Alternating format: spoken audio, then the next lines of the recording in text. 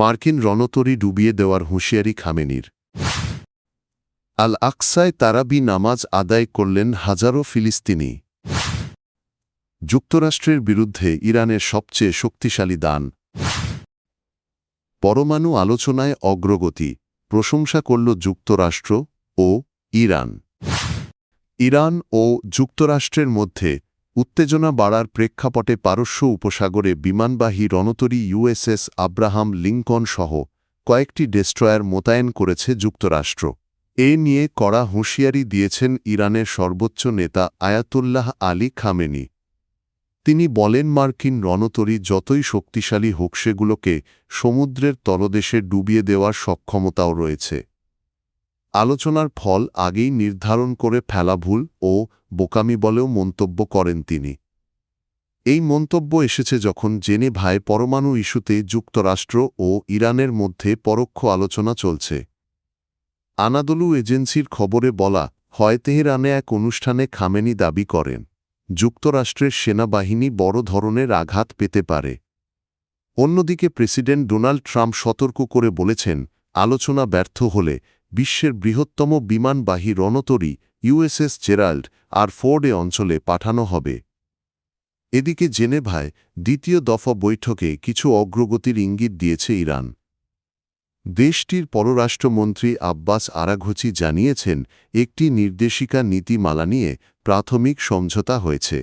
তবে চূড়ান্ত চুক্তি এখনও দূরের বিষয়। ওমানের মধ্যস্থতায় পরোক্ষভাবে চলা এ আলোচনায় উভয় পক্ষই স্বীকার করেছে, এখনও অনেক কাজ বাকি। বৈঠকের সময় নিরাপত্তাজনিত কারণে ইরান হরমুজ প্রণালীর কিছু অংশ সাময়িকভাবে বন্ধ রেখে সামরিক মহড়াও চালায়।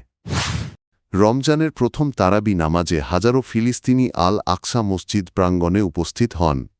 তবে ইসরায়েলি কর্তৃপক্ষ নানা বিধিনিষেধ আরোপ করে এবং অনেক তরুণকে মসজিদে প্রবেশে বাধা দেয়। নামাজের সময় পুরো এলাকা ঘিরে রাখে পুলিশ।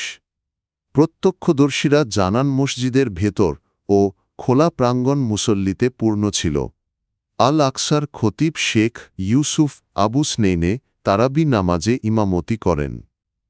জেরুজালেম ও ফিলিস্তিনি অঞ্চলের গ্র্যান্ড মুফতি শেখ মোহাম্মদ হুসাইন ঘোষণা দেন, চাঁদ দেখা সাপেক্ষে বুধবারই রমজানের প্রথম দিন।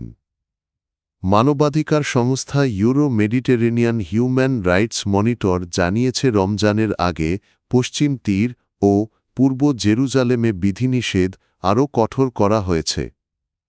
2026 সালের শুরু থেকে 250 জনের বেশি ফিলিস্তিনির আল আকসায় প্রবেশে নিষেধাজ্ঞা জারি হয়েছে বলে স্থানীয় প্রশাসন জানিয়েছে।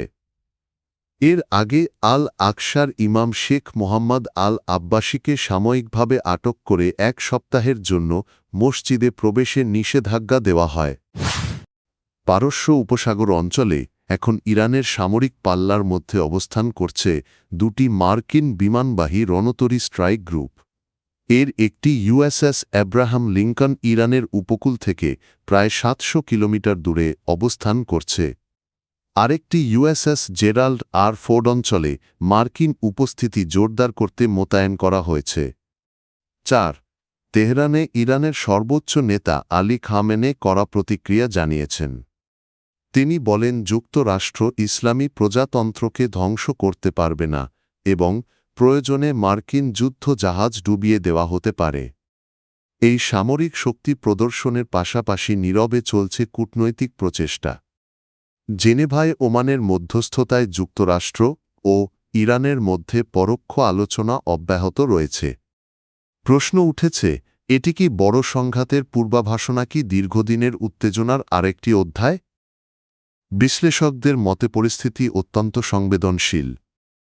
অতীতে ইরান ইসরায়েল সংঘাত এবং যুক্তরাষ্ট্রের সম্পৃক্ততার নজির রয়েছে। ফলে শক্তি প্রয়োগের হুমকি পুরোপুরি উড়িয়ে দেওয়া যাচ্ছে না।